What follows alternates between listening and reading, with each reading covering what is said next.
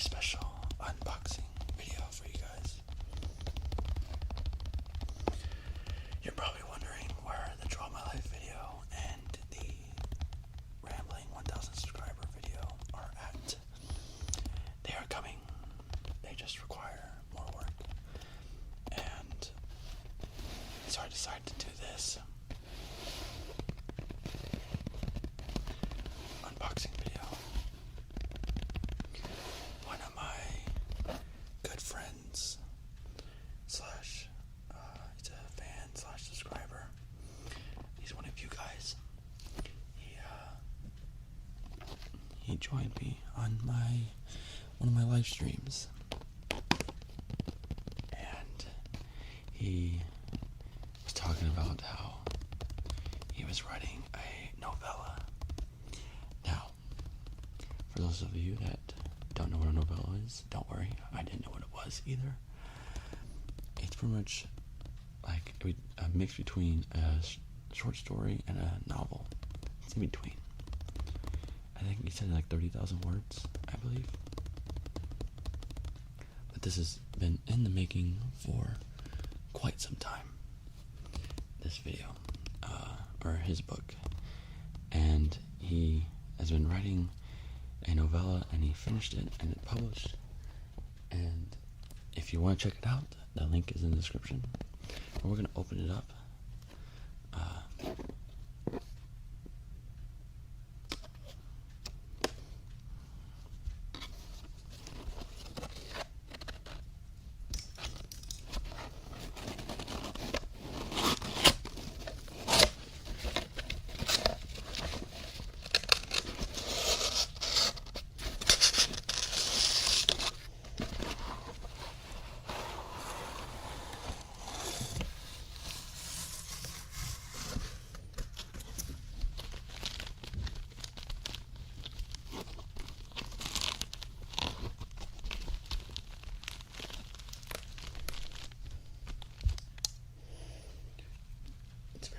Packaged.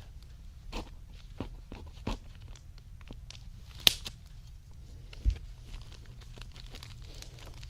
think I get my finger to that actually.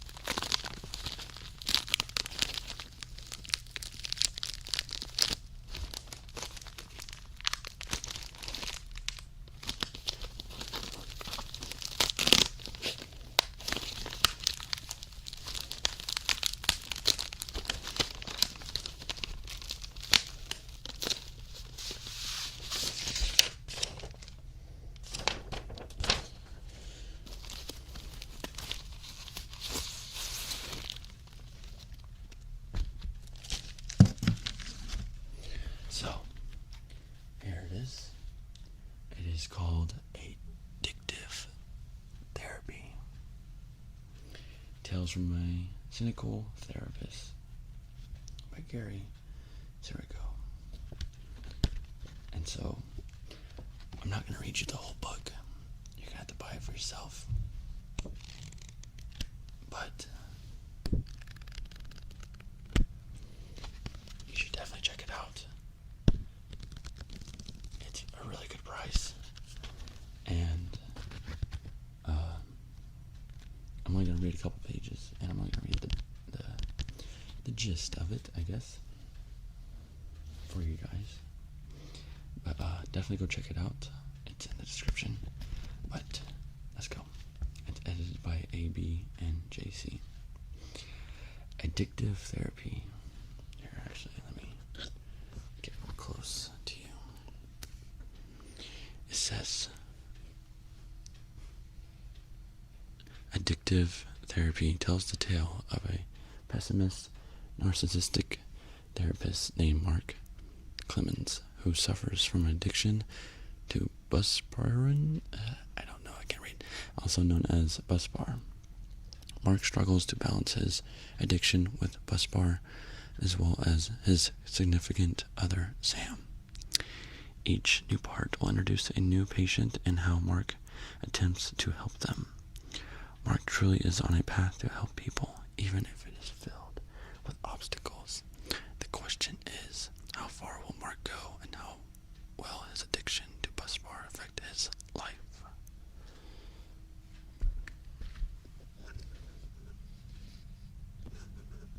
So, oh, and I forgot to mention one thing. Yours truly, Mr. Puppeteer, is in this book, or mentioned in this book. I'm not one of the therapists, or people that needs therapy, hopefully not. But, yeah, so I'm going to read probably 5 to 8 pages, just for you guys, so you can kind of get a feel for what it is. I'll kind of read the beginning, so you can get a feel. So I'm gonna kind of turn a little bit.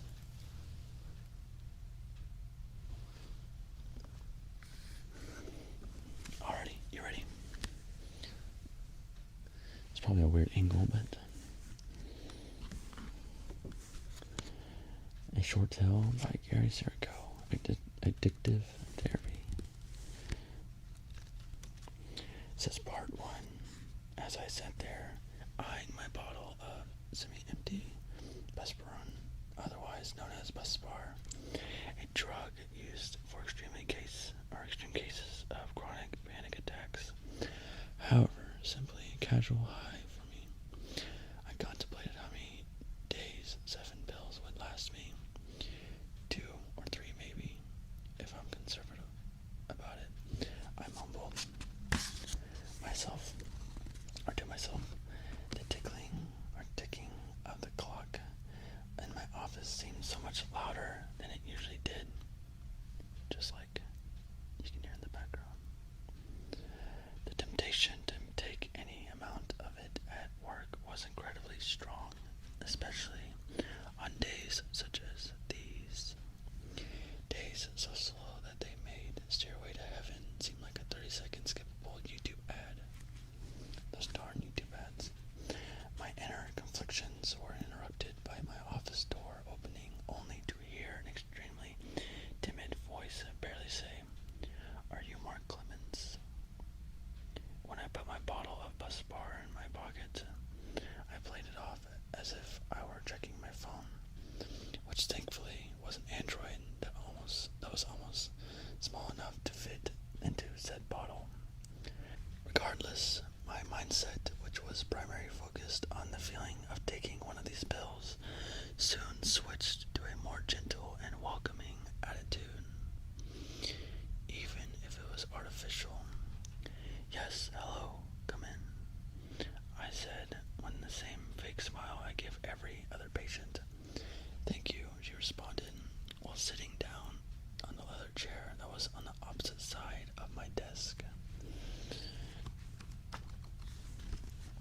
She took a deep breath as she crossed her legs. I've never had a psychologist before, so she went on to mumble a few more incoherent words neither of us could make out. At times like this, professionals in my field need to cast away any personal pet peeves and simply just listen to what our patients wanted to say. That pet peeve just so happened to be calling me a psychologist instead of a psychiatrist. Sorry. You may wonder why it's such a pet peeve and that I should simply just let it go. Yeah, well, my years of medical school and massive amounts of student loans, which I'm still paying, disregarding the fact I'm in my 30s, would say otherwise. She kept picking at what I could only assume was a wedding ring, as if she was as if she was either nervous or she wanted to get something off her shoulder. Either way, part of my job was to help her with both. So, Penny Alderson, what brings you into my office? As I mentally sighed for delivering the most cliche line someone like me could possibly give, she looked at me with an expression that would alter back between a grin and a look of gloom and death. It seemed like at the time she wanted to say something, but she kept picking away at her ring, putting away her file, which would describe a Latina woman in her early 20s. I asked, "So, you're married?" In which she responded with a nod of her head and a gentle, "Yes, 2 years now." I tried to follow her eyes. They just kept looking down at the very moment she stopped talking. "So, is he a pain in the ass?" Attempting to try to make some light in a fairly awkward situation. Well, Penny responded with a few more mumbled words, feeling rather stupid for not knowing into her when her file clearly said her status was married. It just did not say to whom. I quickly apologized with some BS excuse, saying it had been a long day or something along those lines, even though it was really just incorrect deduction on my behalf. She accepted my apology and smiled, most likely feeling pity for my stupidity. Thankfully, that was enough to break the ice. We had the ordinary doctor-patient talk of where she lived and how many cats she had, none of which interested me. However, what did interest me was when she had suffered from schizophrenia. That one word. I asked which doctor had told her she had that. I asked which doctor had told her she had that, and she said she was self-diagnosed. I do that a lot. Again, I wanted to tell her that self-diagnosing can be applied to certain mental health issues, however, not all, and definitely not schizophrenia. But being the professional that I am, I kept my mouth shut and listened. She would then go on and tell me what she was, that she wasn't otherkin. People who believe they are really some type of animal, such as wolves or foxes.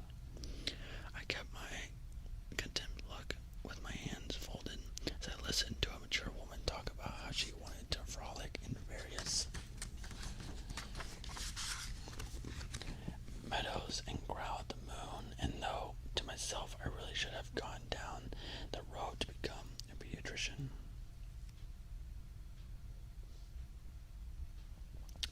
All jokes aside, the woman seemed likely she was in dire need of help. Luckily, that's what my job was. I was determined to help her, no matter what or how far-fetched the problems may have subjectively seemed to me. I needed to be objective. Therapists need to show a great deal of empathy towards their patients. After a few minutes of talking, she started to get down to what I would come to the conclusion of what was the core problem for her visit. Distant, she said. She just seems distant. She exhaled harshly, and she continued to tell me about how she felt the spark with her wife that she once felt was not there anymore. Feeling genuinely bad that this clearly disturbed individual, I offered my condolences. I decided the best solution would be to get her on some type of medicine. However, I definitely wanted to get some more sessions before I made a decision.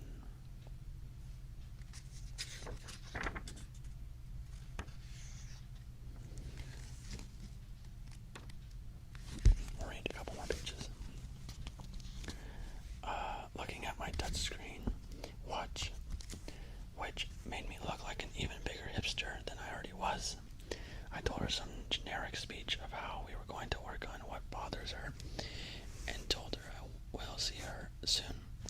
As we parted ways, I reached into my pocket and popped open the ball of bus bar.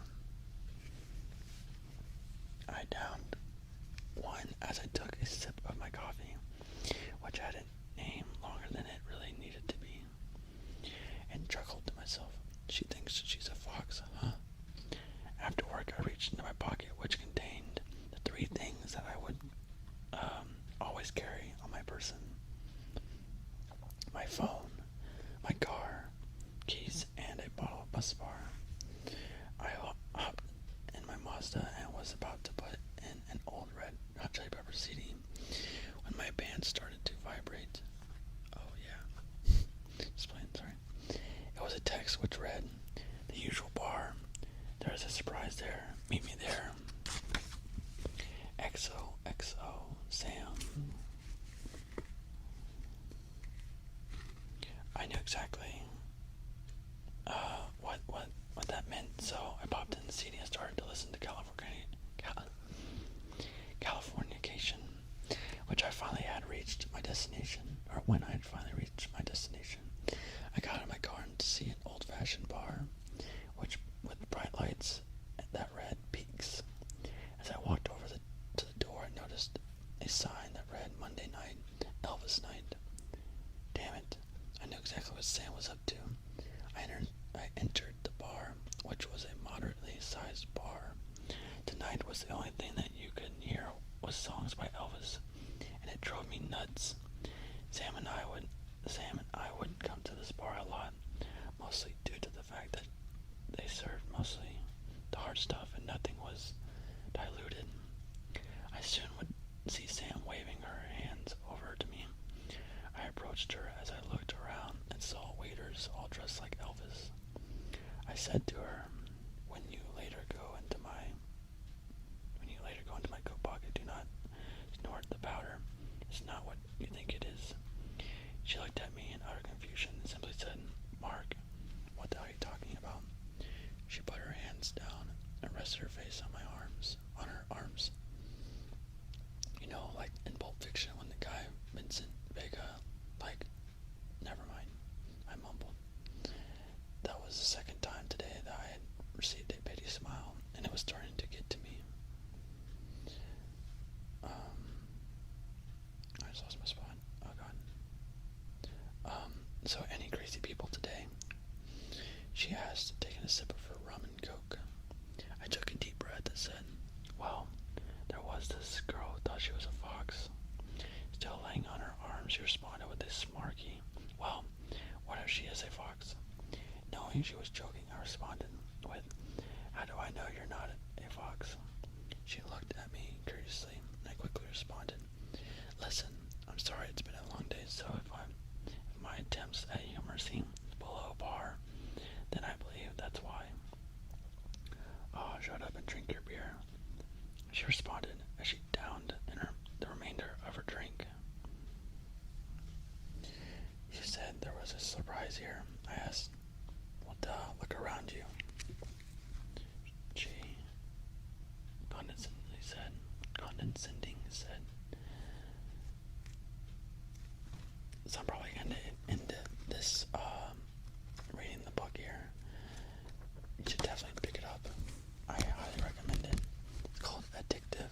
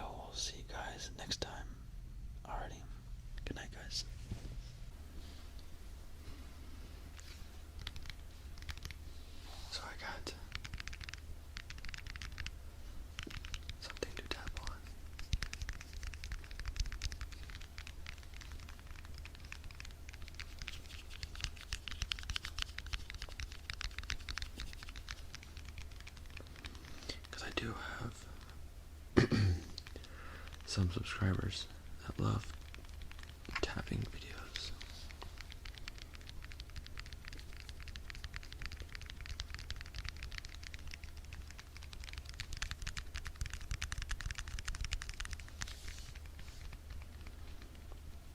I don't know if you can see this in the